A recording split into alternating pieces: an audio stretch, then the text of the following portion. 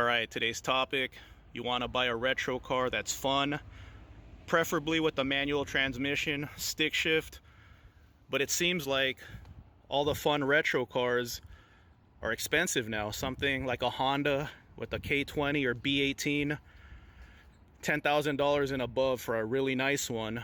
And if you want to spend $3 to $5 grand, it's a project car with 3 different colors and dents and engine problems. So what do? Look into cars that don't have a huge scene, something that didn't really catch on. They make great retro cars like this one right here, Audi TT 2001, 25 years old, $3,777. And look at this thing. It's not a project car.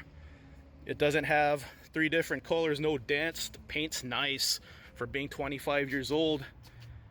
And it looks great. It looks like a miniaturized Audi R8.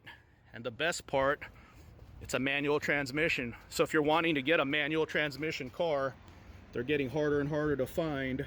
There it is right there. So yes, it is a European car.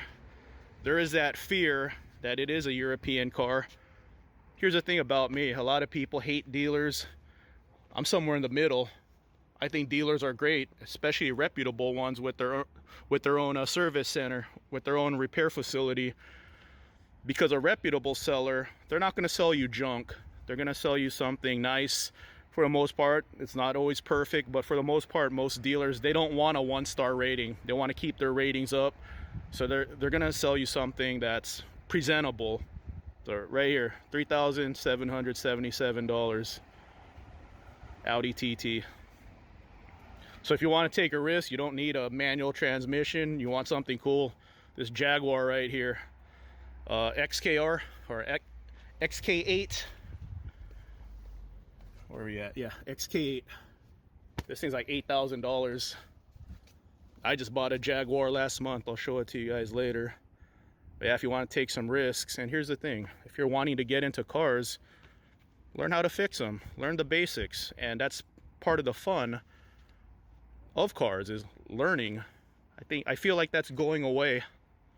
Pontiac Solstice GXP went up against the Miata and lost. Now it's forgotten.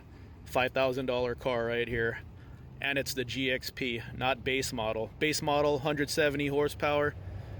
This one's 260. Miata's never got 260 horsepower. I'm in El Cajon Boulevard, so when the dealers are closed, it's behind a gate, so their cars don't get jacked or the catalytic converter doesn't get stolen. Here's my forgotten, cheap, budget performance car, 2003 Jaguar S-Type R. I made a video called Loser Cars, and what makes this car special is that it competed against the BMW M Series and AMG Mercedes. So this is a 400 horsepower car, and I paid $59.95 for it. Unfortunately, it's automatic. I prefer manual, but when a car has 400 horsepower and it's in the $5,000 range, I gotta try it out. And I could forgive it for being an automatic. So how do you find loser cars? Look up old Motor Trend and Car and Driver magazines. There's even archives on the internet. Look up the early 2000s. I think the early 2000s are so underrated. I think that's the sweet spot for bargains right now. And just look up cars that lost comparison tests. This Jaguar, it lost the comparison test. It got last place.